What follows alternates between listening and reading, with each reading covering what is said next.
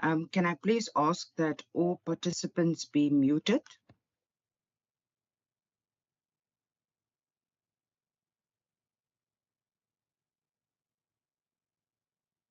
(11:30) on Friday, the 29th of November, 2024. And this is the Standing Committee meeting for Social Development, where we will deliberate on the Western Cape Adjustment Appropriation Bill, B2 2024. Welcome to all present, including all members, the Honourable Minister, the HOD, all department officials, and all guests in attendance. At this point, I would ask that all committee members please do introduce themselves for the record. My name is Wendy Kaiser-Philander, and I'm the chairperson for this committee. You may proceed, please, members. Good afternoon, Chairperson, and everybody on the platform. I'm Member Boyson, and I'm a member of this committee. Thank you. Hi there. I'm a member of this committee. Hi there, I'm Leon van Wyk. I'm a member of this committee. Good day, members. I'm Donita Stevens, and I'm a member of this committee. Mornings, members. I'm Francois Kamper. I'm a member of this committee. Good morning, Aisha Kasim. I'm a member of this committee. Good morning, Chair. I'm Rachel Van Vogel. I'm an alternative to this committee. Thank you very much, honourable members. I think that deals with our committee members and alternate members present. Please feel welcome. Again, can I please just stress that members and honourable colleagues and guests, please do assure that they mute themselves. Obviously, when you want to address the committee or the meeting, you are most welcome to unmute yourselves.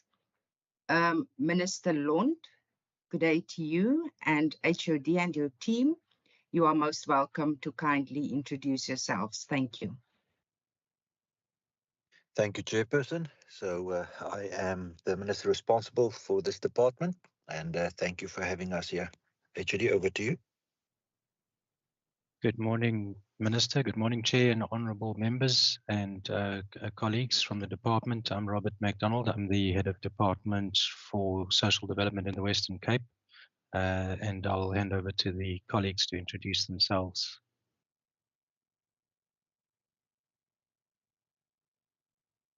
Good morning, Chair.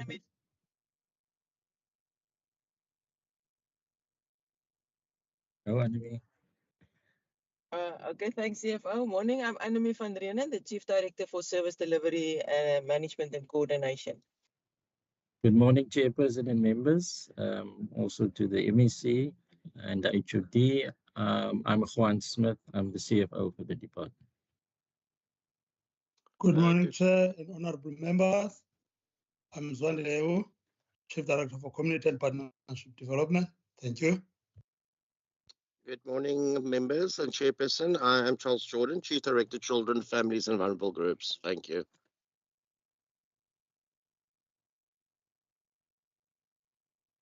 Good morning. Tasneem Rakib, Director Supply Chain. Good morning, Janine Abercrombie for DSD Budget Office. Good morning, Monique Motlak-Malgas, MLO to Minister Lund. Minister, Chair and members, Bernard Lodgett, Head of Ministry in the Office of MEC Yakarun. Thank you very much. Minister and HOD, is that the team? Chairperson, we've just a note, one of our team, Ms. Leona Goosen, is on leave today, and so she won't be joining us. Thanks. Thank you very much, HOD. And then also our very capable support in the form of our procedural officer, Ms. Jamke. If you can kindly introduce yourself as well, and please indicate whether we have received any other apologies, please. Thank you, Chair. Through you, my name is Namanda Jamke, Procedural Officer for Standing Committee on Health and Social Development. No apologies. Thank you. Thank you so much, Ms. Jamke. Do we have any stakeholders or members of the public present this morning? No, Chair. Thank you very much for that confirmation as well. Honourable colleagues, the purpose of today's meeting, as mentioned, is to deliberate on vote 7 of social development in the schedule to the Western Cape Adjustment Appropriation Bill, B2 of 2024. Minister Lund, at this point, I will provide you an opportunity to please give an overview or any opening remarks on the budget of the department. If I can kindly ask you to limit that input to 5 minutes, after which the HOD, you are most welcome to provide a brief overview as well, if you do have anything to add to what the Minister has said. You are most welcome to proceed. Thank you very much. Thank you, Chairperson. I appreciate it. And also to the committee members, thank you for the engagement we've had thus far, and also now looking forward. So I won't be too long. I mean, when it's a budget season and if it's an economic climate like we are in, you're always a bit nervous with what is going to play out. And I can state from the beginning that we can always do much more as a department if we get extra funding. But with everything that is playing out, I mean, what is in front of the committee is something that we can work with. We will obviously also keep the committee abreast on plannings that we projects that's in the pipeline that we are trying to roll out in the new year that will also help protect our NGO sector a little bit better, because as you know from the past, that is the line item that got under a lot of pressure over the previous years with the cost of our employment not being sufficiently covered and the statutory obligations that we have to cover. But having said all of that, I know that the committee is well aware of it, but I'll just point that out. It might look like there's a decrease in our budget. You will see, and that would be the first alarm bell that rings. But just want to point that out in advance, that is actually a transfer to the Department of Infrastructure. So that's still money that's going to be spent in servicing our clients, but it's just going to be done by the Department of Infrastructure. And then in advance, also just want to say thank you to the officials and every person working for DSD, that with the resources that's available, they are able to stretch the rand a lot further, and making sure that in a very difficult environment, they really deliver exemplary services to the Western Cape residents. So, Chair, that's all from my side. I'm happy that we can get stuck into this and then handle any questions should there be. Thank you. Thank you very much, Minister. HOD, Dr. McDonald. Thank you very much, Honourable Chairperson. I think the Minister's mentioned the main shift that's happening in the budget. The adjustments are pretty small, actually, so there's just a few adjustments for this budget. But that main one is an infrastructure shift, and it's going to the Department of Infrastructure for the same projects. It's just that it's going to be used by them. The funds couldn't be used during this financial year because the infrastructure project that came in over the expected amount for that was available in the budget. So they had to reissue the tender and rework the specs slightly to be able to cover it. So that did put us back slightly on that infrastructure project, and it's still going to be executed, but it had to be repackaged. The other area where there is some funds reduced is in compensation of employees, and the reason we're sitting with that is that we've had a huge number of exits in the last few months. It's a lot of early retirements, but also a lot of unexpected departures of people just resigning. We do expect that some of it may be related to the desire for people to take their pension early. But we are seeing a very, very rapid exit that was unexpected. I think also the filling of posts has been quite difficult as well. We've had a number of posts we've advertised and we haven't been able to find people or sufficient people to fill all the vacancies. So between those two things, we've had some savings on compensation of employees that we are not going to use this financial year. But we want to still maintain our baseline for next year because we will be filling the posts that we intended to fill. It's just not going to be within the time frame of this year. So I think those are the most significant shifts, and then the others are smaller, and I'm sure we'll pick up on those as we go through the discussion in detail. Thank you very much, Chair. Thank you very much, Dr. McDonald, for your input as well. Committee members, I will then now formally table the adjustment appropriation budget for vote 7, social development, starting from page 155 in your blue book to page 170. Members will also note that pages 171 to 176 are annexures, but members are also allowed to ask questions on those. I think the Minister and the HOD were very clever in their approach. From my side, definitely, there was quite a few of my concerns or questions already answered, especially with regards to the transfer to infrastructure and the attendance to the CYC. So thank you very much for addressing that ahead of time in your opening remarks. Honourable members, I will now afford you the opportunity to please raise your hands and ask your questions. And as far as possible, please do refer to a page number so that we can be precise in the response to your question.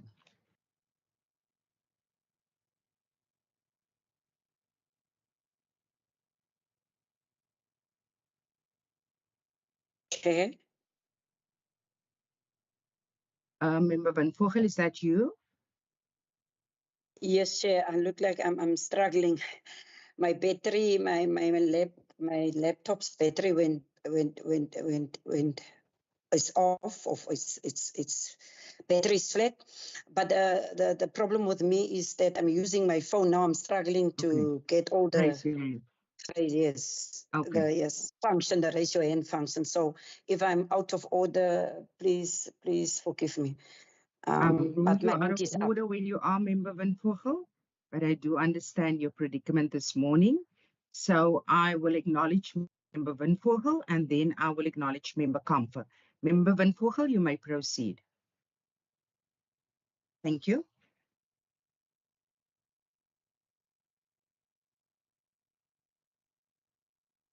You are muted, Member Van Vogel.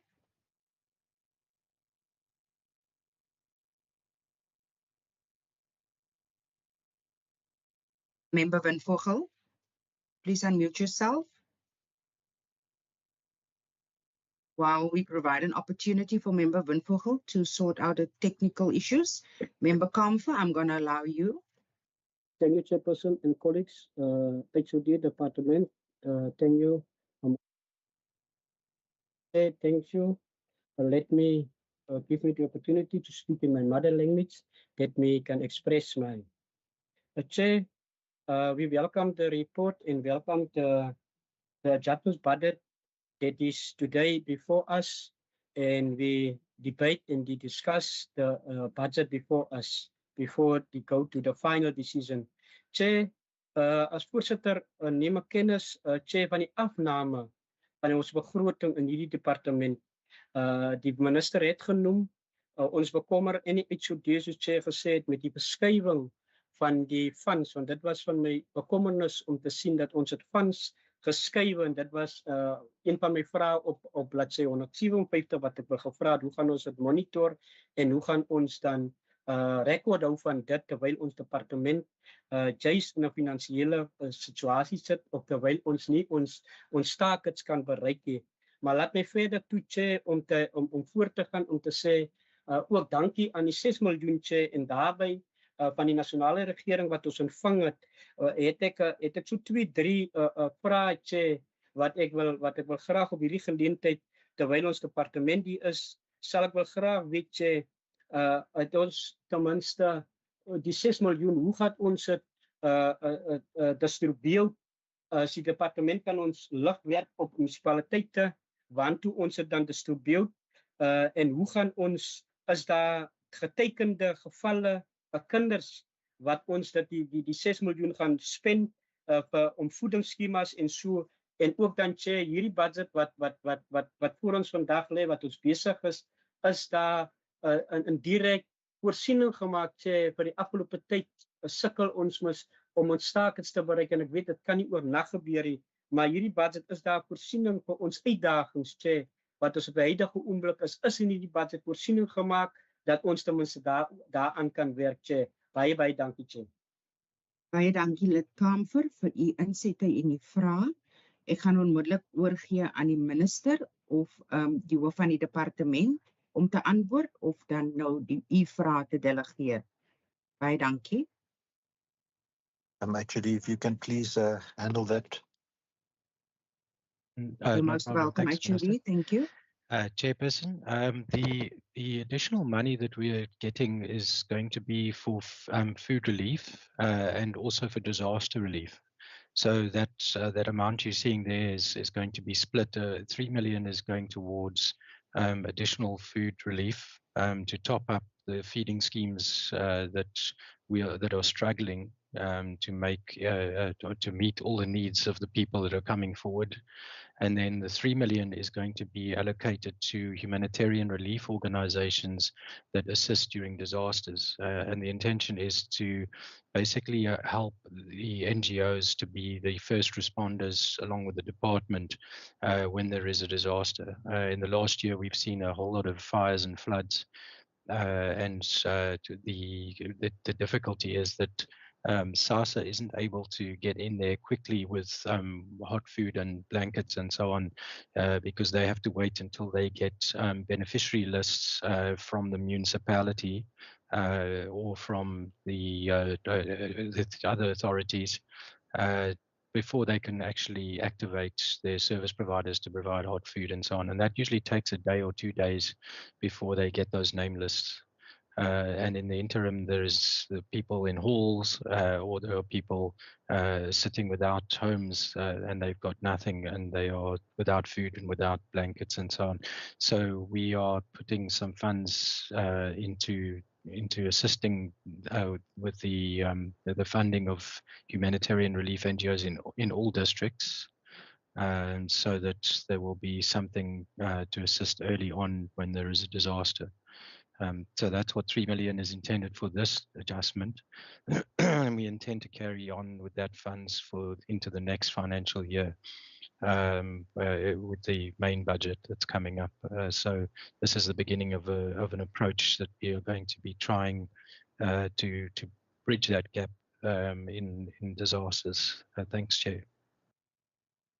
Thank you very much, Dr. McDonald. And then I recognize the Honorable Kasim.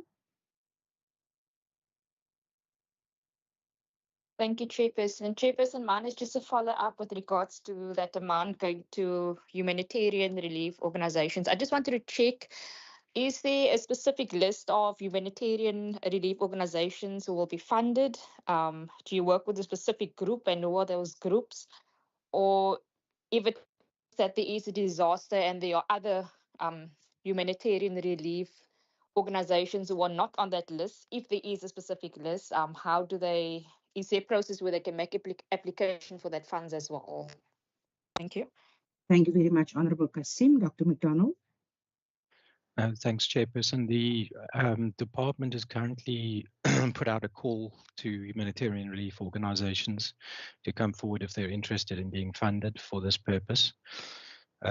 We have, and we will be having an engagement with those organizations to check which ones are best able to make use of these funds to in terms of their reach geographically as well as their capacity in terms of their organizational strength and their ability to deliver. So once that process is done, we will then disperse the funds to the organizations upfront. So it will be, the intention is that the organizations have the funds up front to further their operations so that they are able to respond quickly. So we won't be dispersing the funds per disaster. We're funding them up front for the year, or in this case for the remainder of this year. And any funds they don't use during the remainder of this financial year, they will be able to carry over into the next financial year.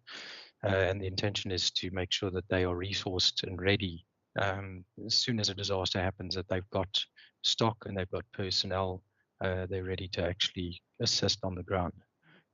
So the list of organizations hasn't been established yet because we are still, we've called for proposals, and we are we're currently receiving responses. So we should, in the next few weeks, then have a determination on which ones will be getting funding. But the aim is to make sure we've got a good spread of funding across the whole province, because we're finding, particularly in the rural areas, it can be difficult to find NGOs that are capacitated to respond. There's a shortage of that in the far-flung corners of the province. Thanks, Chair. Thank you very much, Dr. McDonald. And then I'm going back to Honorable Windvogel.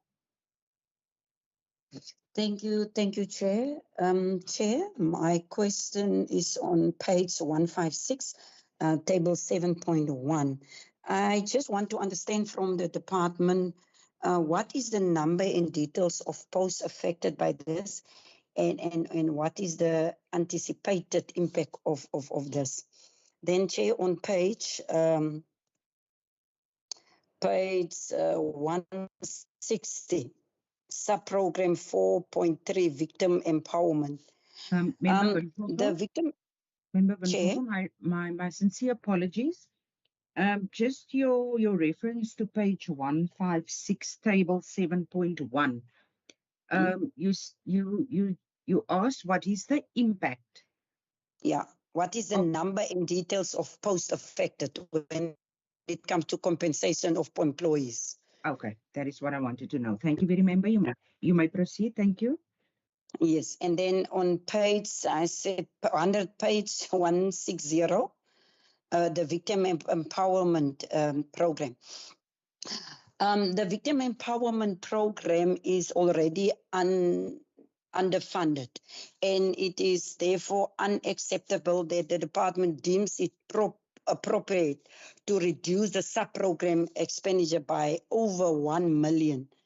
So how many vacancies are affected by this decision, and what are the details of these posts, and what are the reasons for the delays in the recruitment process? Furthermore, Chair, if there were staff exits, why have these positions not been filled? Thank you, Chairperson. Thank you very much, Member Windvogel. Dr. McDonald or Minister Lond?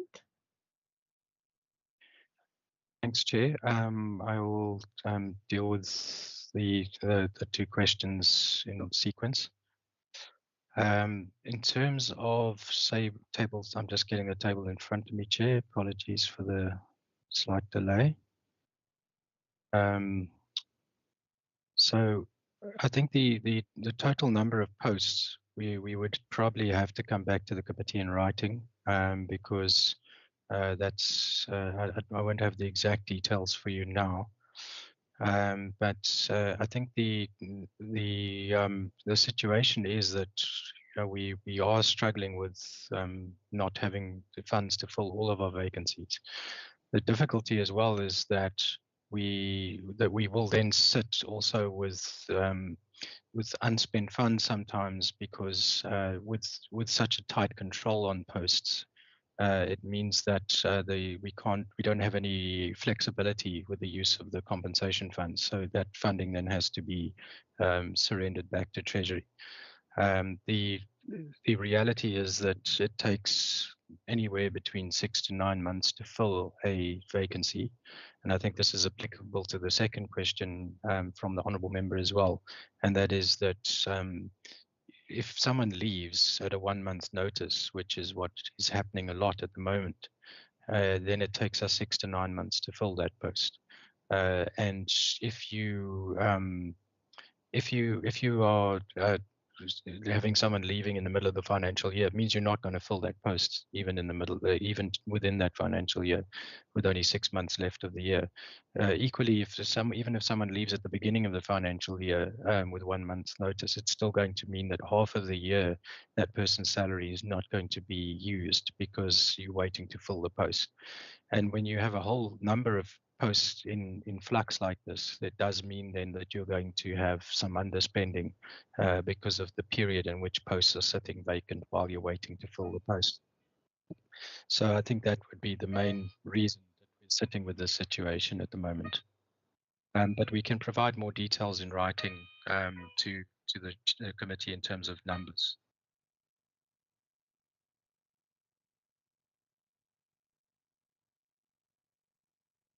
Member Benvogel, you satisfied that we capture that as part of our resolutions to obtain more detail with regards to the vacancies?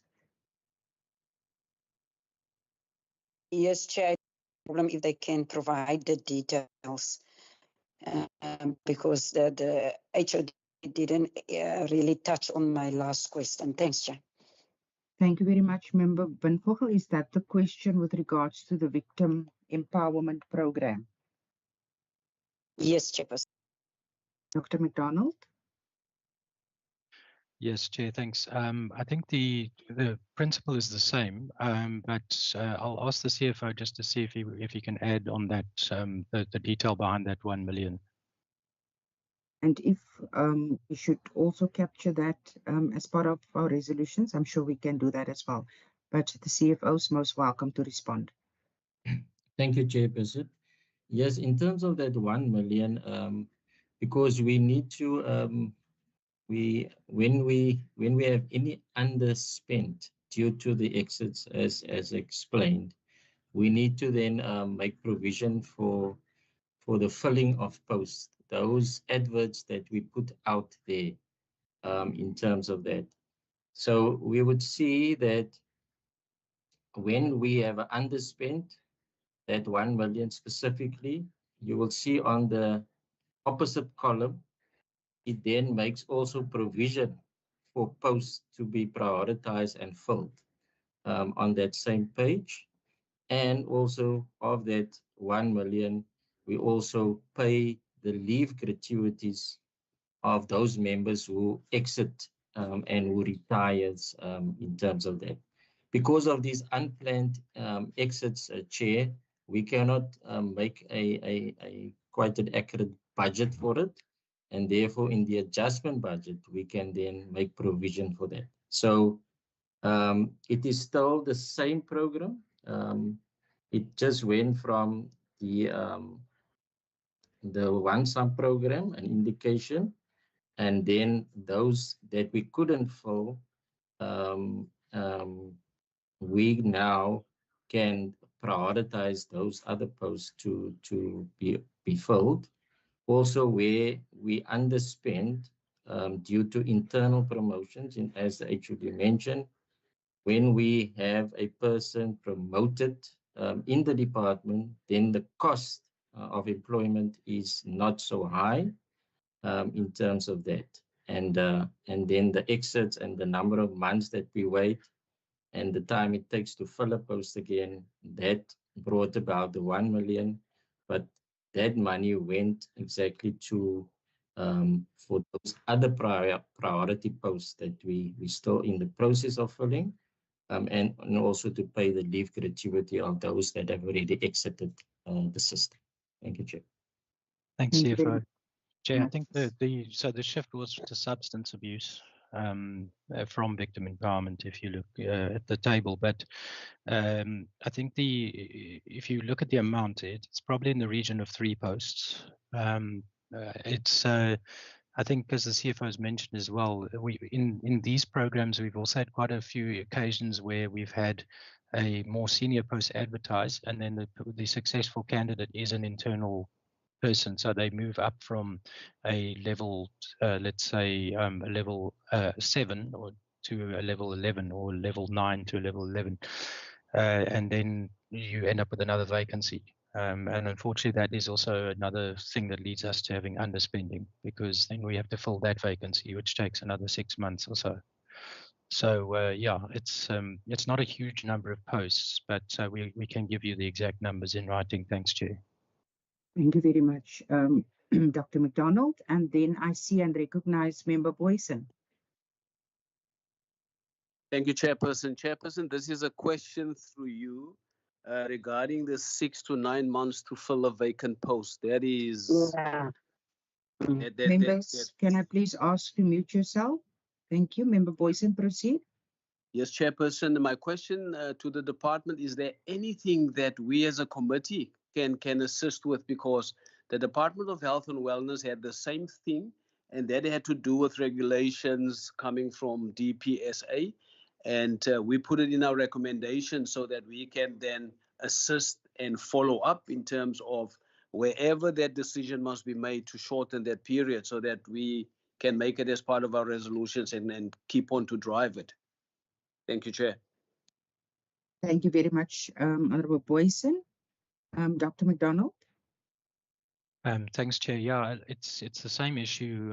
It's an additional regulatory requirement now that we have to get pre-approval from the Premier for all posts that we want to fill before we can fill those. And so there's a procedure we have to follow to do that. And then once that's done, then we can only proceed to requesting it for it to be advertised, and it has to be advertised through the National DPSA Bulletin.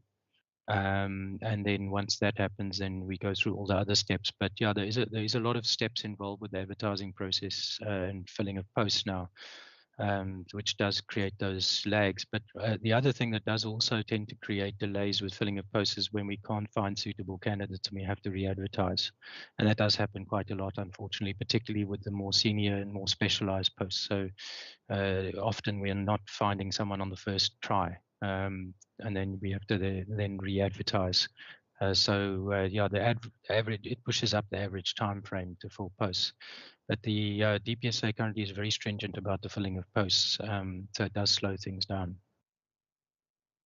Thank you very much, Dr. McDonald. And I see and recognize the Honourable Kamfer. Chair, maybe I am not correct. You must correct me if I'm wrong. I think the minister or the HOD don't answer me correctly. My question was, what municipalities was I hear that the MECH say that was distributed in 3 million in 3 million. My question was, in what municipalities that what the distribution was? That was my original question. That was not answered in my view. Thank you, Chair. Thank you very much, Honourable Kamfer. So there's a part of your question not being attended to. HOD, I'm giving back to you. Chair, I thought I had touched on that, but yeah, as I mentioned, it will be in all districts, so it will reach most municipalities. But the disaster relief will be for all municipalities. The food relief will be for all districts as well, but we could probably provide the list of municipalities where that additional food relief is going, if the committee would like that, but it will be most of them. But the disaster relief, the 3 million disaster relief, would be in all municipalities, so all districts, all municipalities, because it's intended to cover the province. And if I understand you correctly, HOD, the disaster relief obviously will be distributed if and when the need arises. Yes, so one cannot determine now as to who it will be distributed to. Correct, yeah. I mean, but the intention is it should be available for wherever a disaster happens. Yeah. I see also Mr. Hewu would like to add to that, if that's in order, Honourable Chair. Absolutely, Mr. Hewu, you're welcome. Thank you very much, Chair. You may Am proceed, I audible that side, Chair? Yes, you are. You may proceed, sir. Yes. Chair, just to be specific, to add to what the HOD said, disasters is clearly for all municipalities. And the food relief, we are targeting gaps One is in the West Coast area, one in Central Karoo, Lanesburg, one in Cape One and Devadeskloof. And then, so those are the areas that are targeted to open 5 community nutrition and development centers in those areas. It's 5 CNDCs that we wish to open. Tosrefir, that's one. Lanesburg, that's one. That is in the Central Karoo. Cape Winelands, it will be in Langeberg and Devadeskloof. And then in the West Coast, it will be Atlantis. So those are the 5 CNDCs, Community Nutrition and Development Centers, that will be open. That's currently where we have gaps. Thank you, Chair. Thanks, HOD. Thank you very much Mr. Hewitt. for I think, enlightening the committee with that information as well, Mr. Hewitt. Chair, just Dr. to add McDonald? that would be on top of what we have already, which covers most municipalities. So I think that's just that's just additional as a top up, but it comes on top of what we've got another 90 odd sites or so. I stand corrected, but it's around 90 odd sites. Mr. Hewitt, what do you know the exact number of sites for the committee? It's 104 HOD. Thank you. 104 now, and then with this Correct. included, it'll become 109. Correct. Okay, thank you very much. Duly noted. Thank you very much. Honourable members, vote 7 has been tabled in its entirety from page 155 to page 176. Any other questions? Yes, Chair. Member Van Vogel, you may proceed. Yeah, thank you, Chair. Chair, page 164, program 2. On page 226, Chair, under vote 10, there is an allocation of 35 million or regionally earmarked for CICCs that has been surrendered to the Asset Finance Reserve. And additionally, there is 25 million classified as a realignment of funds received from vote 7 for the maintenance of CYCCs. So it's amount to 60 million in unspent funds transferred from the department to the Department of Infrastructure. Can the department clarify what is happening here? Why is DOL redirecting DSD funds to the reserve funds instead of returning them to the department? And when was the 35 million transferred to the DOL? And why was it surrendered to the Asset Finance Reserve rather than being returned to this to the DSD? So what exactly does the realignment of funds mean in this context? Will these funds still be used for CYCCs, or does the DOL know now we have the discretion to repurpose the funds as they see fit? Then, Chairperson, on page 170, revenue retention.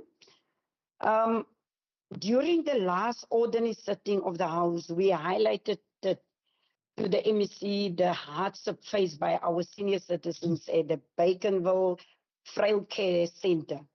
We are aware that similar distressing situations exist elsewhere. Today, our primary concern is understanding how this budget prioritizes the safety and well-being of the elderly. Especially, how does it address the issue raised in the House last week? Additionally, which NPOs will benefit from the increased funding and what criteria were used to select them? Thank you so much, Chair. Thank you very much, Member Van Vogel. Perhaps just for the record, you did mention DOL. I assume you mentioned DOI, the Department of Infrastructure. And then I just wanted to get an indication from your side so that we just manage our time and also so that the department can be mindful in their response, obviously as extensive as possible. Is that your closing questions, Member Van Vogel, or do you have any further questions?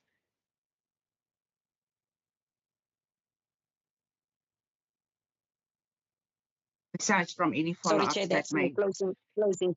Yeah, my closing question. Perhaps if Yeah, and if That you will have be any fine. follow-ups, obviously you can address those follow-ups as well. Thank you very much, Member Thank you, Van Chair. Vogel. Dr. McDonald. Thank you very much, Chairperson. So the answer to the first question from Honourable Member Van Vogel regarding the funds that are going over to the Department of Infrastructure, the answer is yes, it will continue to be allocated specifically for child and youth care centres. So the funds are not going to be surrendered.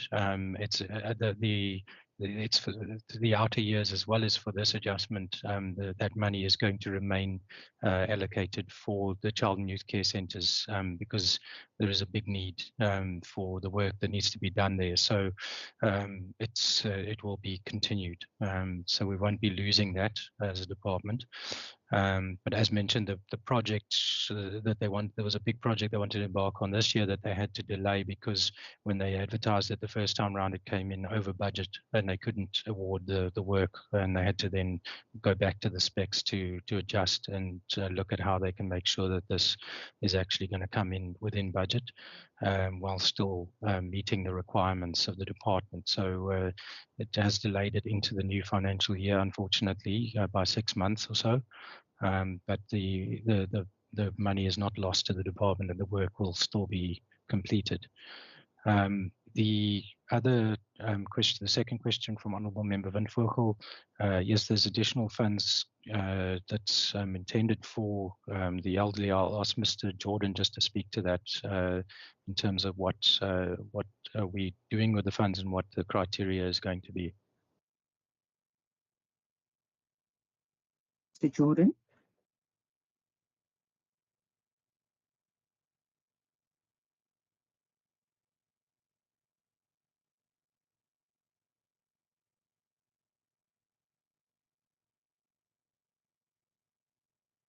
Can you hear me, Chairperson? We can hear you now. We can Okay, hear you sorry. now. Sorry, apologize about that. It seems there was something wrong. Okay, the amount of money is about 987,000 Rand for the older persons program. And that goes exclusively to the community-based service centers. In other words, the senior centers or the clubs. There's 144 of them, but that we fund currently. The criteria that was used to allocate this money is first and foremost, with the past few years' budgets, they have received severe budget cuts. So it is all of them that had received budget cuts that we are providing funds again till the end of March 2025. The funds that we cut in the past had to be, unfortunately, for petrol, for traveling from their homes to the service center, or even for their food that they do receive. And also they used to meet about 5 times a week, which was then reduced to about 3 days to 2 days a week. So with this funds for the next 5 months, we are providing some petrol money back as well as some money for food to actually then to operate up until the March of 2025. So that's the criteria that was used. But there is a list of 144, and we can always provide the list of 144. We're going to reinstate some funding. Thanks. Thank you very much, Mr. Jordan. Member Van Vogel, any follow-up questions? Dr. McDonald, was there something still you want to attend to?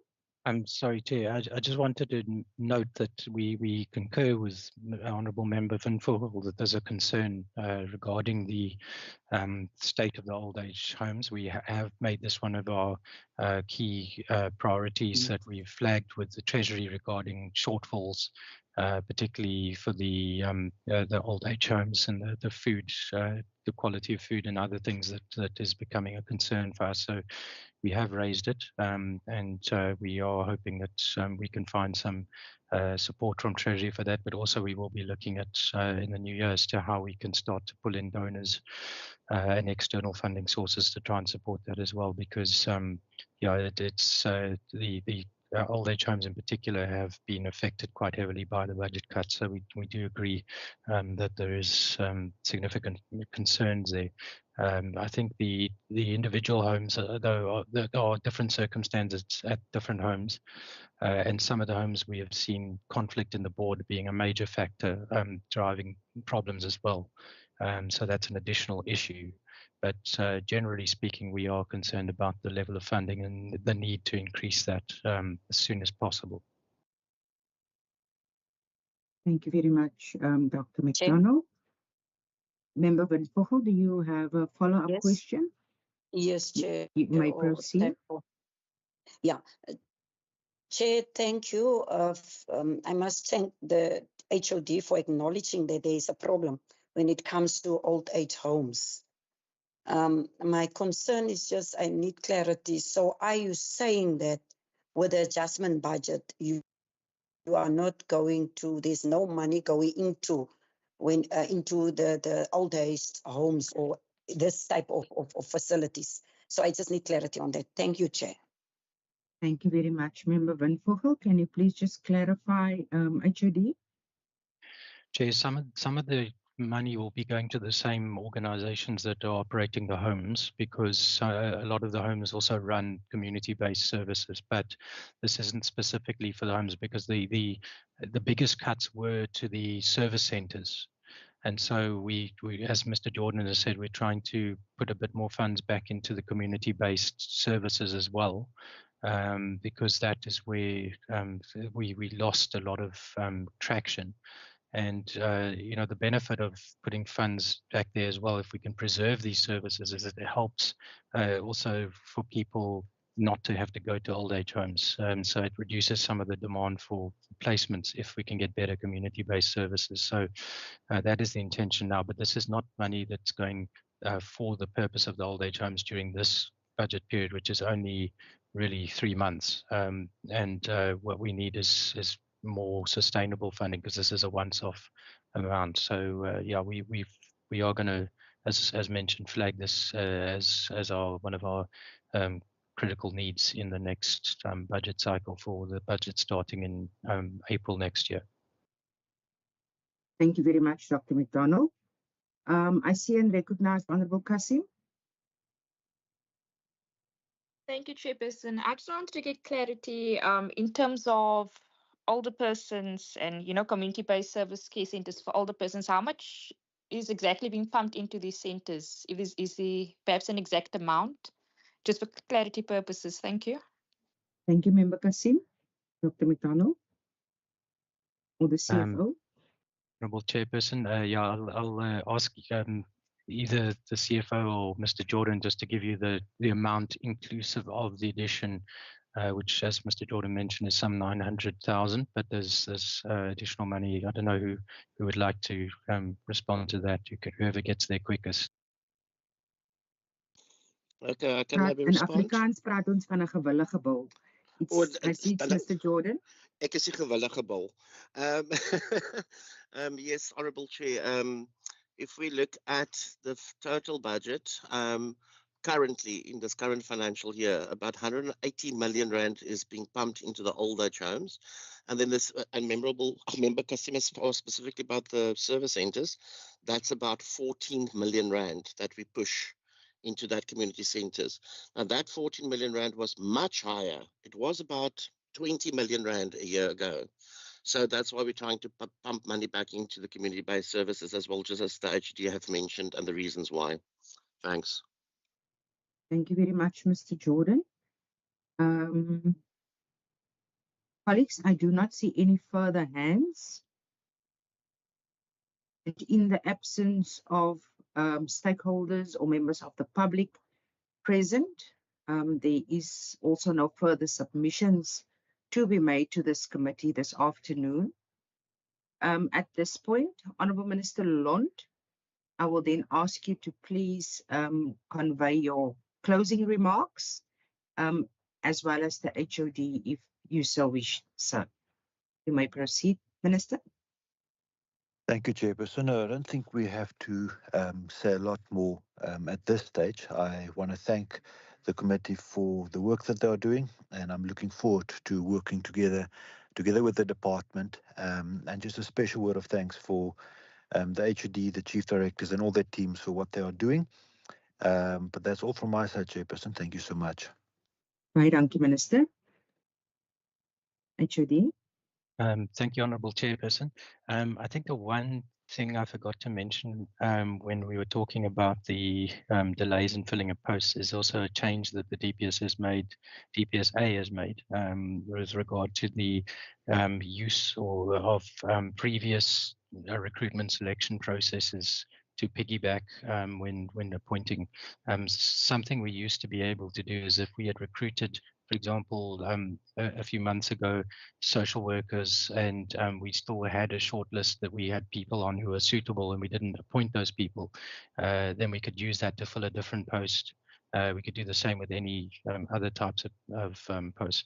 But they've now closed that loophole, made it that we can't do that with the piggybacking process that we used to be able to do, and that has really made it less flexible for us at filling posts, because that means that every time we have to do a totally fresh recruitment selection process, which is much more time consuming. So I just wanted to mention that. Apologies for adding that, but that is something, if the committee is going to take up the issue with DPSA, that's another matter. We're more than happy to provide more detail should you require it, or CSC can from .p side.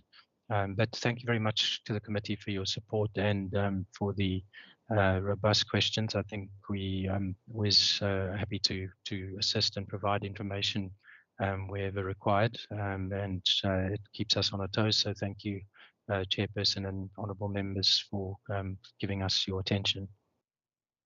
Thank you to you.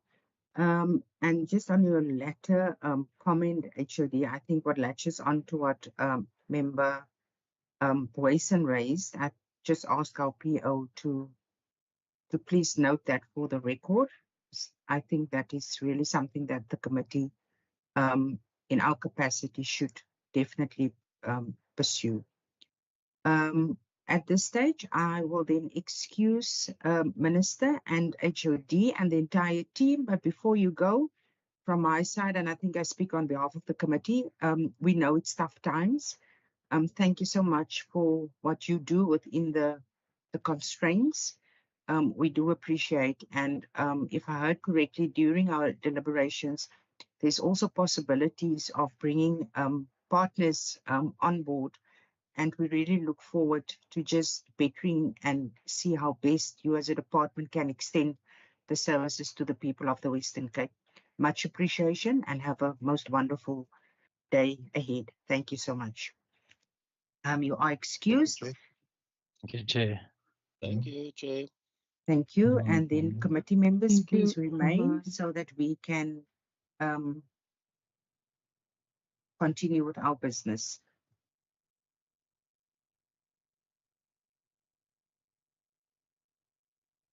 Honourable members, we will then now proceed to finalize our committee report.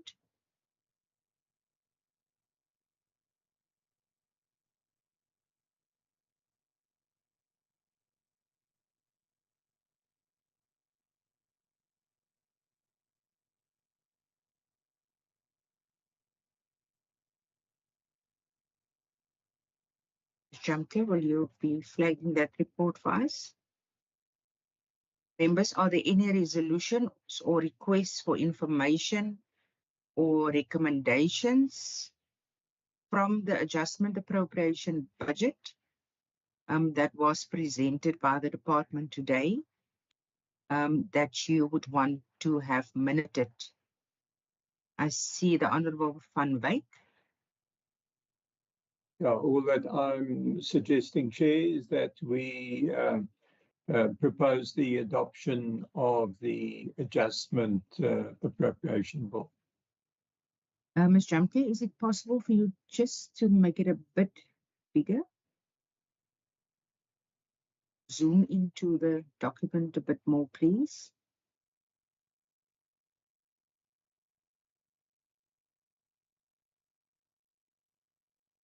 Members, thank you very much. So our committee report then reads as follows. Report of the Standing Committee on Social Development on vote 7. Social Development in the schedule to the Western Cape Adjustment Appropriation Bill, B2 of 2024, dated the 29th of November 2024 as follows. The Standing Committee on Social Development, having deliberated on vote 7, Social Development in the schedule to the Western Cape Adjustment Appropriation Bill B2 of 2024, refer to the committee in accordance with Standing Rule 188, reports that it supports the vote. Can I ask for proposals in that regard? Member Van Wyk? I propose. There's a proposal from Member Van Wyk initially. Was that you, Member Stevens? Yes, Chair. My apologies. I don't mean to put you on the spot. I just thought I heard your voice seconding the report. Chair. I note the Honourable Member Van Vogel. You may proceed, Member Van Vogel.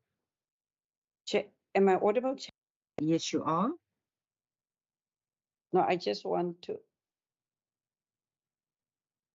There we lost you again, Member Van Vogel. Oh, sorry, Chair. Sorry, I was out of the meeting. Hey, that bit. My phone also went flat, so I'm back on my laptop again. So I'm not sure where we are, Chair. So Okay. my apologies for that. Yes, we just read out the report. There was a proposal for us to accept and support the vote. Okay, okay, Chair. So because we want to raise our minority view, Chair.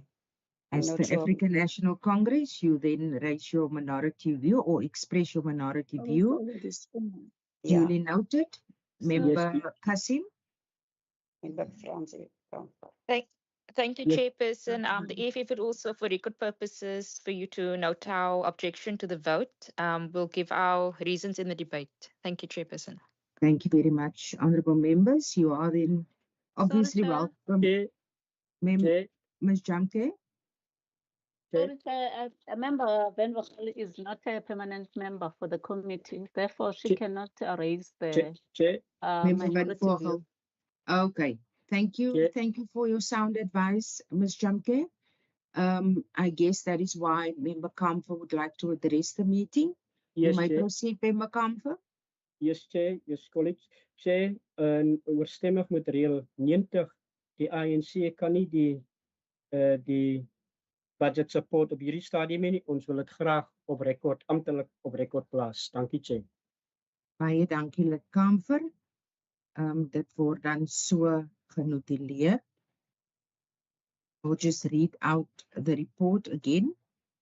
The report of the Standing Committee on Social Development on vote 7, Social Development in the schedule to the Western Cape Adjustment Appropriation Bill, B2 of 2024, dated the 29th of November 2024 as follows. The Standing Committee on Social Development, having deliberated on vote 7, Social Development, in the schedule to the Western Cape Adjustment Appropriation Bill, B2 of 2024, refer to the committee in accordance with Standing Rule 188, reports that it supports the vote. The minority view is then also captured in terms of Standing Rule 90. The African National Congress and the Economic Freedom Fighters expressed their minority view to not support the vote. Honourable members, can I have a proposer to accept the report as read out? I propose, Chair. Thank you very much, Honourable Stevens, and I recognize Honourable Van Minnen. I can second. Thank you very much, Honourable Van Minnen. Our committee report are then duly adopted.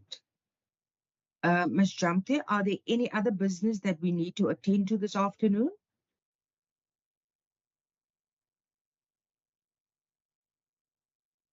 No, Chair. We have covered everything. We are fully covered. Yes. Thank you so much for your assistance, Ms. Jamte, and honourable members. Thank you so much for your meaningful input. Ms. Jamte, just a question quickly. There was a request for further information with regards to the posts. Are those captured in the minutes? Yes, Chair. A request for information will be in the minutes. Yes, I just wanted to make sure before we conclude. Thank you very much, honorable members. I don't see any further hands. That then deals with our meeting this afternoon. Have a most blessed and a wonderful weekend ahead. Our meeting is adjourned. Thank you. Thank you, Chair. Thank you, Chair. Bye-bye. Bye-bye.